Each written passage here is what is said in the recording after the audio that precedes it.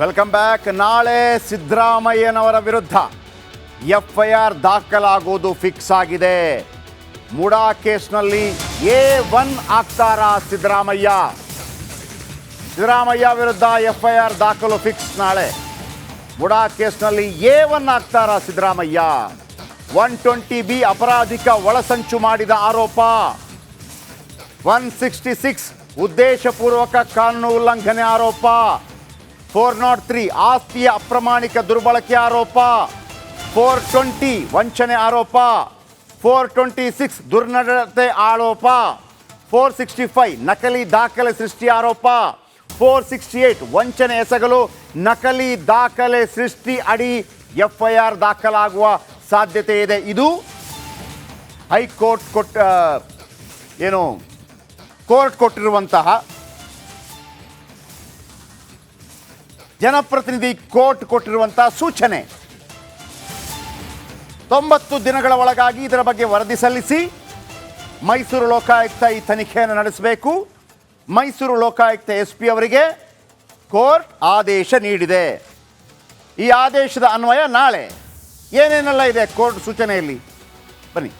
Court ಸೂಚನೆಯಲ್ಲಿ ಯಾರನ್ನು ಯಾವ ಸ್ಥಾನದ ಆರೋಪಿ ಮಾಡಿದ್ದಾರೆ, ಇದು ಕೋರ್ಟ್ ಸೂಚನೆ. ನಾನು ಹೇಳ್ತಿರೋದು ಕೋರ್ಟ್ ಸೂಚನೆ ಕೊಟ್ಟಿದೆ.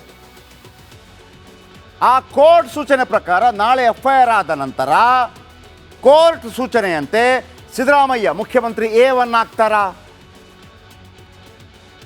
ಇಲ್ಲಿ ತನಕ ಕೇವಲ ಸಿದ್ದರಾಮಯ್ಯನವರ ಮೇಲೆ ಮಾತ್ರ ಇತ್ತು. ಈಗ FIR 5 ಮೇಲೆ ಆಗ್ತಾ ಇದೆ. A1 Siddaramaiah, A2 Parvati, PM ಸಿದ್ದರಾಮಯ್ಯನವರ ಪತ್ನಿ.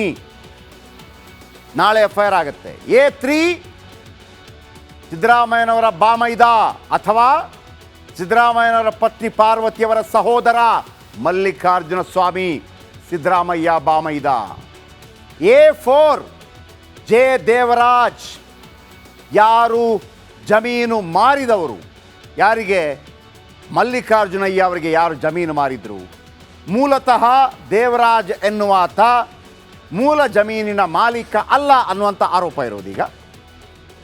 ಅವರು A4 ಆಗ್ತಾರೆ. A5 ಇತರೆ 5 ಜನರು. ಇದು ಕೋರ್ಟ್ ಸೂಚನೆ ಮೇರೆಗೆ ಕೋರ್ಟ್ ಸೂಚನೆ ಕೊಟ್ಟಿದೆ. ಯಾವ್ಯಾವ ಕೇಸ್ ಅಂತ ನೀವು ನೋಡಿದ್ರಿ. ನಾಳೆ ಈ ಥರ FIR ಆಗುತ್ತಾ? ನಾಳೆಯಿಂದ A1 ಸಿದ್ದರಾಮಯ್ಯ ಅಂತ ನಾವು ಸುದ್ದಿ ಮಾಡಬೇಕಾಗತ್ತಾ ಹೇಳ್ತೀನಿ. ಈ ನಡುವೆ ಮುಡಾ ಹಗರಣ ಮುಖ್ಯಮಂತ್ರಿ ಸಿದ್ದರಾಮಯ್ಯ ಅವರಿಗೆ ಉರುಳಾಗುವ ಎಲ್ಲ ಲಕ್ಷಣಗಳು ಕಾಣ್ತಾ ಇವೆ. 2 ದಿನಗಳಲ್ಲಿ ಮುಖ್ಯಮಂತ್ರಿ ಸಿದ್ದರಾಮಯ್ಯನವರಿಗೆ 2 ಶಾಕ್ ಎದುರಾಗಿದ್ದು, ಲೋಕಾಯುಕ್ತ ತನಿಖೆಗೆ ಜನಪ್ರತಿನಿಧಿ ಕೋರ್ಟ್ ಗ್ರೀನ್ ಸಿಗ್ನಲ್ ಕೊಟ್ಟಿದೆ. ಏನದು? ರಿಪೋರ್ಟ್.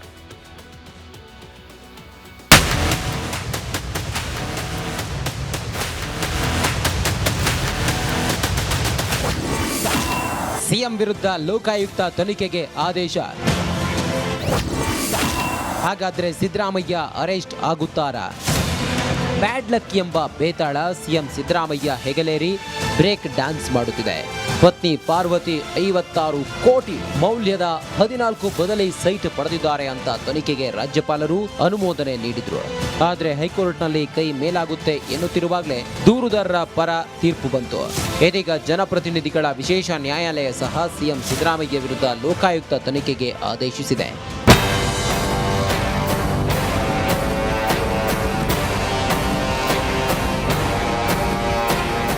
ಸಿಎಂ ಸಿದ್ದರಾಮಯ್ಯ ಅರ್ಜಿ ವಜಾಗೊಂಡ ಬೆನ್ನಲ್ಲೇ ಮೈಸೂರು ಲೋಕಾಯುಕ್ತ ಕಚೇರಿಗೆ JDS ನಿಯೋಗ ಭೇಟಿ ನೀಡಿತ್ತು. JDS ವಕ್ತಾರ ಹಾಗೂ ದೂರುದಾರ ಪ್ರದೀಪ್ ಹೈಕೋರ್ಟ್ ಆದೇಶದ ಪ್ರತಿಯೊಂದಿಗೆ ಬಂದರು. ಲೋಕಾಯುಕ್ತ SP ಭೇಟಿ ಮಾಡಿ FIR ದಾಖಲಿಸುವಂತೆ ಮನವಿ ಮಾಡಿದ್ರು. ಯಾವ ಸಿದ್ದರಾಮಯ್ಯನವರು ಏನೂ ಇಲ್ಲ, ನಾನು ಏನು ಮಾಡಿಲ್ಲ, ನನ್ನ ಅಹಿಂದ ವರ್ಗದ ನಾಯಕ, ನಾನು ಕಪ್ಪು ಚುಕ್ಕೆ ಇಲ್ಲದೆ ಇರ್ತಕ್ಕಂತಹ ಜನಸಾಮಾನ್ಯರ ಮುಖ್ಯಮಂತ್ರಿ ಅಂತ ಹೇಳ್ತಾ ಇದ್ರು. ಅಂಥ ಮುಖ್ಯಮಂತ್ರಿಗಳು ಯಾವ ರೀತಿ ಒಂದು ಬೋಗಸನ್ನು ಮಾಡಿದ್ದಾರೆ, ಯಾವ ರೀತಿ ಚೀಟನ್ನು ಮಾಡಿದ್ದಾರೆ ಅನ್ನೋದು ಇದರಲ್ಲಿ ಅರ್ಥ ಆಗಿದೆ. ಹಾಗಾಗಿ 2 ಕೋರ್ಟ್ಗಳಲ್ಲಿ ಈಗ ಅವ್ರ ವಿರುದ್ಧವಾಗಿ ಬಂದಿದೆ. ಇದನ್ನ ಗಮನದಲ್ಲಿಟ್ಟುಕೊಂಡು ಮುಖ್ಯಮಂತ್ರಿಗಳು ಈ ಕೂಡಲೇ ತತ್ಕ್ಷಣದಲ್ಲೇ ರಾಜೀನಾಮೆಯನ್ನು ಕೊಟ್ಟು ಇನ್ವೆಸ್ಟಿಗೇಷನ್ಗೆ ಸಪೋರ್ಟ್ ಮಾಡಬೇಕು. ನಾನು ಭಯ ಬೀಳಲ್ಲ, ತನಿಖೆ ಎದುರಿಸಲು ಸಿದ್ಧ. ಜನಪ್ರತಿನಿಧಿಗಳ ನ್ಯಾಯಾಲಯದ ತೀರ್ಪಿನ ಬಳಿಕ ಮಾತನಾಡಿದ ಸಿಎಂ ಸಿದ್ದರಾಮಯ್ಯ, ನಾನು ತನಿಖೆಯನ್ನ ಎದುರಿಸಲು ಸಿದ್ಧನಿದ್ದೇನೆ, ನನಗೆ ಯಾವುದೇ ಭಯ ಇಲ್ಲ ಎಂದು ಹೇಳಿದರು. ನಾವು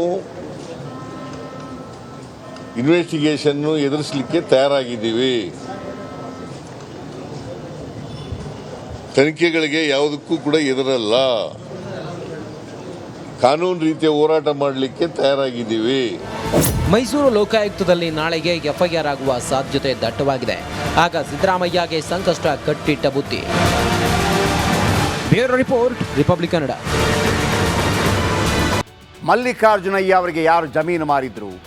ಮೂಲತಃ ದೇವರಾಜ್ ಎನ್ನುವಾತ ಮೂಲ ಜಮೀನಿನ ಮಾಲೀಕ ಅಲ್ಲ ಅನ್ನುವಂಥ ಆರೋಪ ಇರೋದೀಗ. ಅವರು A4 ಆಗ್ತಾರೆ, A5 ಇತರೆ 5 ಜನರು. ಇದು ಕೋರ್ಟ್ ಸೂಚನೆ ಮೇರೆಗೆ, ಕೋರ್ಟ್ ಸೂಚನೆ ಕೊಟ್ಟಿದೆ. ಯಾವ್ಯಾವ ಕೇಸ್ ಅಂತ ನೀವು ನೋಡಿದ್ರಿ. ನಾಳೆ ಈ ಥರ FIR ಆಗುತ್ತಾ? ನಾಳೆಯಿಂದ A1 ಸಿದ್ದರಾಮಯ್ಯ ಅಂತ ನಾವು ಸುದ್ದಿ ಮಾಡಬೇಕಾಗತ್ತಾ ಹೇಳ್ತೀನಿ. ಈ ನಡುವೆ ಮುಡಾ ಹಗರಣ ಮುಖ್ಯಮಂತ್ರಿ ಸಿದ್ದರಾಮಯ್ಯ ಅವರಿಗೆ ಉರುಳಾಗುವ ಎಲ್ಲ ಲಕ್ಷಣಗಳು ಕಾಣ್ತಾ ಇವೆ. 2 ದಿನಗಳಲ್ಲಿ ಮುಖ್ಯಮಂತ್ರಿ ಸಿದ್ದರಾಮಯ್ಯನವರಿಗೆ ಎರಡೆರಡು ಶಾಕ್ ಎದುರಾಗಿದ್ದು, ಲೋಕಾಯುಕ್ತ ತನಿಖೆಗೆ ಜನಪ್ರತಿನಿಧಿ ಕೋರ್ಟ್ ಗ್ರೀನ್ ಸಿಗ್ನಲ್ ಕೊಟ್ಟಿದೆ. ಏನದು? ರಿಪೋರ್ಟ್.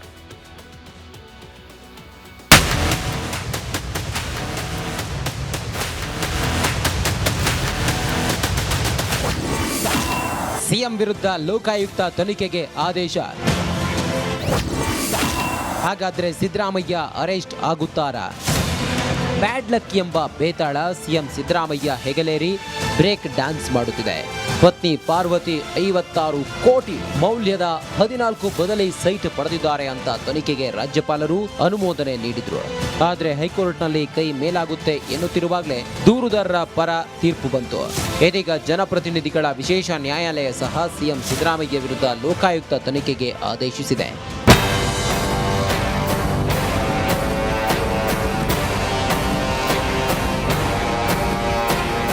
ಸಿಎಂ ಸಿದ್ದರಾಮಯ್ಯ ಅರ್ಜಿ ವಜಾಗೊಂಡ ಬೆನ್ನಲ್ಲೇ ಮೈಸೂರು ಲೋಕಾಯುಕ್ತ ಕಚೇರಿಗೆ ಜೆಡಿಎಸ್ ನಿಯೋಗ ಭೇಟಿ ನೀಡಿತ್ತು. ಜೆಡಿಎಸ್ ವಕ್ತಾರ ಹಾಗೂ ದೂರುದಾರ ಪ್ರದೀಪ್ ಹೈಕೋರ್ಟ್ ಆದೇಶದ ಪ್ರತಿಯೊಂದಿಗೆ ಬಂದರು.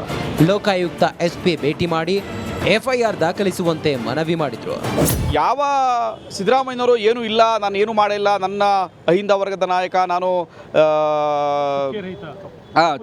ಕಪ್ಪು ಚುಕ್ಕೆ ಇಲ್ಲದೆ ಇರ್ತಕ್ಕಂತಹ ಜನಸಾಮಾನ್ಯರ ಮುಖ್ಯಮಂತ್ರಿ ಅಂತ ಹೇಳ್ತಾ ಇದ್ರು. ಅಂಥ ಮುಖ್ಯಮಂತ್ರಿಗಳು ಯಾವ ರೀತಿ ಒಂದು ಬೋಗಸನ್ನು ಮಾಡಿದ್ದಾರೆ, ಯಾವ ರೀತಿ ಚೀಟನ್ನು ಮಾಡಿದ್ದಾರೆ ಅನ್ನೋದು ಇದರಲ್ಲಿ ಅರ್ಥ ಆಗಿದೆ. ಹಾಗಾಗಿ 2 ಕೋರ್ಟ್ಗಳಲ್ಲಿ ಈಗ ಅವ್ರ ವಿರುದ್ಧವಾಗಿ ಬಂದಿದೆ. ಇದನ್ನು ಗಮನದಲ್ಲಿಟ್ಟುಕೊಂಡು ಮುಖ್ಯಮಂತ್ರಿಗಳು ಈ ಕೂಡಲೇ ತತ್ಕ್ಷಣದಲ್ಲೇ ರಾಜೀನಾಮೆಯನ್ನು ಕೊಟ್ಟು ಇನ್ವೆಸ್ಟಿಗೇಷನ್ಗೆ ಸಪೋರ್ಟ್ ಮಾಡಬೇಕು. ನಾನು ಭಯ ಬೀಳಲ್ಲ, ತನಿಖೆ ಎದುರಿಸಲು ಸಿದ್ಧ. ಜನಪ್ರತಿನಿಧಿಗಳ ನ್ಯಾಯಾಲಯದ ತೀರ್ಪಿನ ಬಳಿಕ ಮಾತನಾಡಿದ ಸಿಎಂ ಸಿದ್ದರಾಮಯ್ಯ, ನಾನು ತನಿಖೆಯನ್ನ ಎದುರಿಸಲು ಸಿದ್ಧನಿದ್ದೇನೆ, ನನಗೆ ಯಾವುದೇ ಭಯ ಇಲ್ಲ ಎಂದು ಹೇಳಿದರು. ನಾವು ಇನ್ವೆಸ್ಟಿಗೇಷನ್ ಎದುರಿಸಲಿಕ್ಕೆ ತಯಾರಾಗಿದ್ದೀವಿ. ತನಿಖೆಗಳಿಗೆ ಯಾವುದಕ್ಕೂ ಕೂಡ ಎದುರಲ್ಲ. ಕಾನೂನು ರೀತಿಯ ಹೋರಾಟ ಮಾಡಲಿಕ್ಕೆ ತಯಾರಾಗಿದ್ದೀವಿ. ಮೈಸೂರು ಲೋಕಾಯುಕ್ತದಲ್ಲಿ ನಾಳೆಗೆ FIR ಆಗುವ ಸಾಧ್ಯತೆ ದಟ್ಟವಾಗಿದೆ. ಆಗ ಸಿದ್ದರಾಮಯ್ಯಗೆ ಸಂಕಷ್ಟ ಕಟ್ಟಿಟ್ಟ ಬುತ್ತಿ. Bureau report, republic Kannada.